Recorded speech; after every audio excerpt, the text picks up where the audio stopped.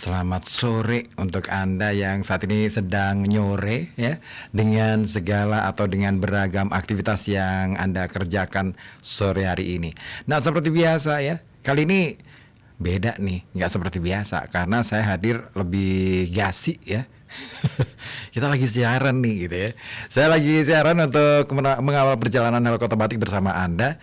Dan pastinya Anda juga bisa bergabung melalui saluran telepon 0285424474 ataupun melalui WhatsApp di 0855420912. Ada saya Ribu Tawandi yang akan menjadi kawan setia Anda sampai pukul 8 malam nanti ya dalam perjalanan Halo Kota Batik ya. Dan pastinya di sore hari ini apa sih aktivitas yang sedang Anda kerjakan? Aktivitas yang menarik untuk Anda? Boleh dong dibagi informasinya. Barangkali ada event atau ada kejadian atau mungkin ada keluh kesah seputar layanan publik di lingkungan Anda, boleh juga disampaikan di sini ya. Iya, dan nah ini dia. Saya ingin berbagi informasi kepada Anda. Ini kaitannya dengan masalah kebiasaan atau tradisi atau kebudayaan. Nah, kalau kita sudah ngomong kebudayaan itu biasanya ya banyak orang yang salah persepsi mengenai budaya. Jadi seolah-olah budaya itu adalah only art, hanya ngomongin soal kesenian. Enggak.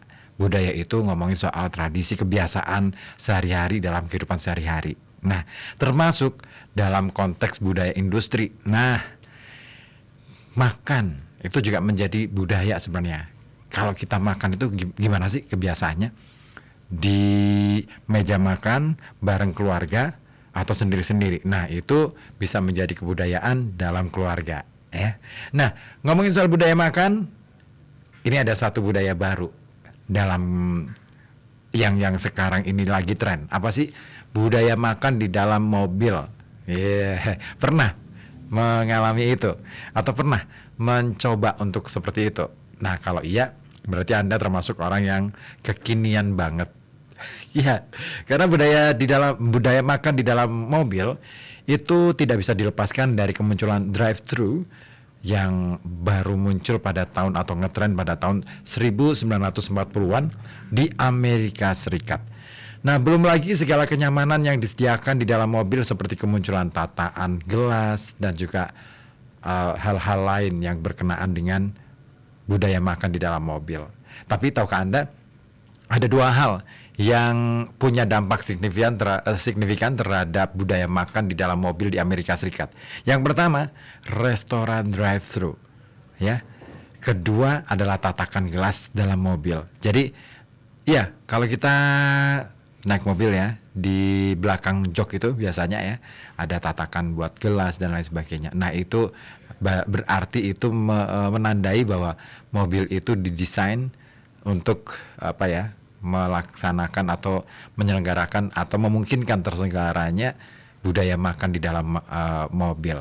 Nah, dua elemen ini punya sumbangsih terhadap budaya makan di dalam mobil. Nah, gimana ceritanya? Nah, ini dia. Jadi Amerika itu boleh dibilang merupakan negara yang sibuk di dunia. Karena sejak tahun 1950 sampai 2000, rasio pekerja terhadap total populasi di Amerika itu meningkat dari 52,7% menjadi 59,2%. Nah, dalam kurun waktu itu pula, total populasi Amerika meningkat dari 150 juta menjadi 281 juta. Dan menurut sebuah data, dalam kurun yang sama ya, antara tahun 50 sampai 2000 ya, ini tenaga kerja di Amerika meningkat secara drastis dari 79 juta orang meningkat menjadi 167 juta orang. Nah, tidak hanya itu, demografi angkatan kerja di Amerika ini juga berubah. Pada tahun 1976, jumlah angkatan kerja perempuan ini mencapai 40,5%, kemudian tahun 2006 bertambah menjadi 47,7%. Tapi apa itu artinya semua? Ya. Jadi ini yang menjadi pertanyaan, apakah itu artinya bahwa perempuan Amerika Kiwari itu lebih mengejar karier di luar rumah dibandingkan jadi ibu rumah tangga? Nah, ternyata ada dampaknya. Jadi tidak hanya orangnya, jumlah jam kerjanya juga meningkat. yang tadinya pada tahun 1950 sampai 2000 itu ya, rata-rata jumlah jam kerja per orang per minggu di Amerika itu meningkat dari 22,3 jam menjadi 23,9 jam. Jadi tidak hanya itu juga, mereka juga menghabiskan banyak waktu dalam perjalanan ke kantor dengan rata-rata 50 menit per hari menggunakan mobil. Nah, faktor sosial ini juga punya peran terhadap persepsi kesibukan. Jadi siap-siap saja jadi omongan di tongkrongan jika mereka tidak bekerja ya. Anda misalkan di Amerika nongkrong mulu di sana, berarti Anda siap-siap dianggap sebagai pengangguran sejati gitu. Nah, itulah kenapa mereka akhirnya berhasrat untuk mencari kesibukan.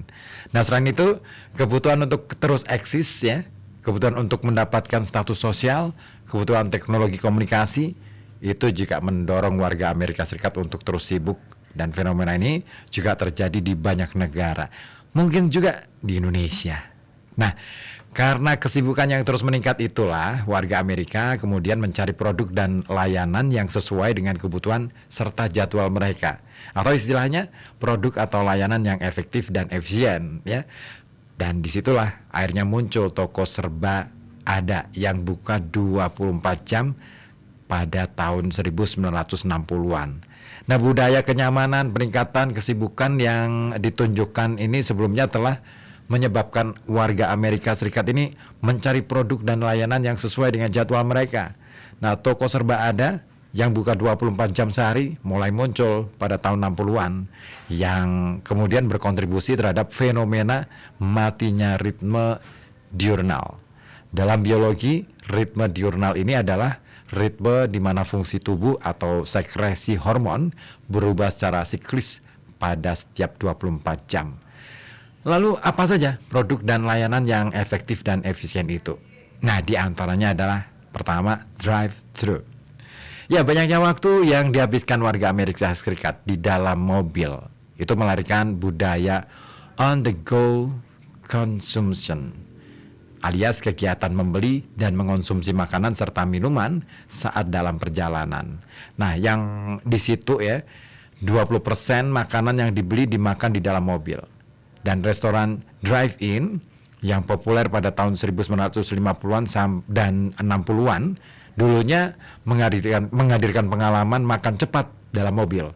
Dan makanan diantar ke mobil oleh siapa? Oleh car hop, pelayan yang melayani pelanggan dalam mobil, dan pelanggan menikmati makanan mereka di dalam mobil mereka yang diparkir. Jadi makannya itu di dalam mobil yang sedang berparkir. Nah, pada tahun 1948 salah satu produk yang terkenal yaitu McDonald's ini memperkenalkan Speedy Service System yang memungkinkan pelanggan drive-in ini melayani diri sendiri ya, sehingga proses makan lebih cepat dan lebih murah. Maskot asli mereka adalah sebuah karakter bernama Speedy, muncul pada tahun 1953 sampai 1962.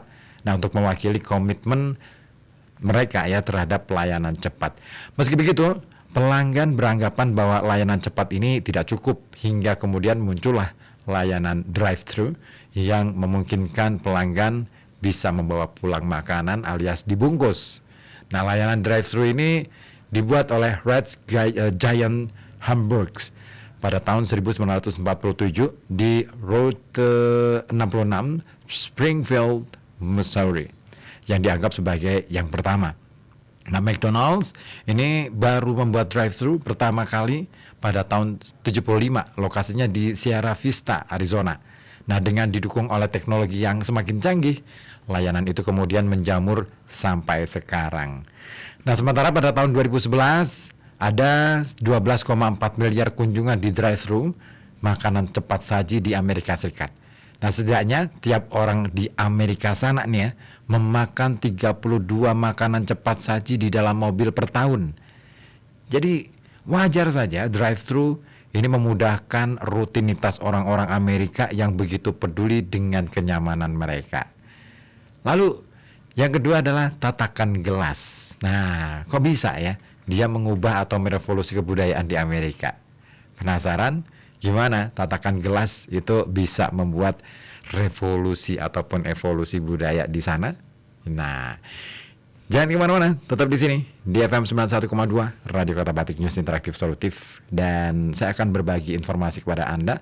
Anda juga berhak ya untuk ikutan berbagi informasi, baik melalui saluran telepon 0285424474 ataupun melalui WhatsApp di 0855420912.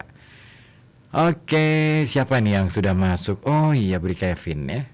Nanti saya bacakan deh WA-nya ya di sini.